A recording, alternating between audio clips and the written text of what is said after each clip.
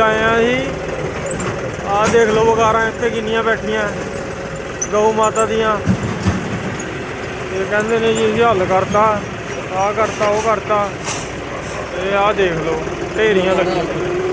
ਜਿੱਥੇ ਵੀ ਜਾਓ, ਜਿਹੜੇ ਵੀ ਸ਼ਹਿਰ 'ਚ ਜਾਓ, ਐਵੇਂ ਮਿਲਦੀਆਂ ਇਹ। ਸੁਹਾਗਪੁਰ ਹੈਗਾ ਜੀ, ਦੇਖ ਲਓ ਪੁਲਿਸ ਥਾਣਾ। ਤੇ ਅਸੀਂ ਤੂੜੀ ਬਣਾਉਣ ਆਏ ਹਾਂ ਰੀਪਰ ਲੈ ਕੇ। ਹੋਸ਼ੰਗਾਬਾਦ ਜ਼ਿਲ੍ਹਾ ਹੈ। MP ਦੇਖੋ ਡੰਗਰ ਸੜਕਾਂ 'ਤੇ ਕਿਵੇਂ ਘੇਰਾ ਪਾ ਕੇ ਖੜੇ ਨੇ। ਆਹ ਦੇਖ ਲਓ ਹਾਲ ਗਊ ਮਾਤਾ ਦਾ।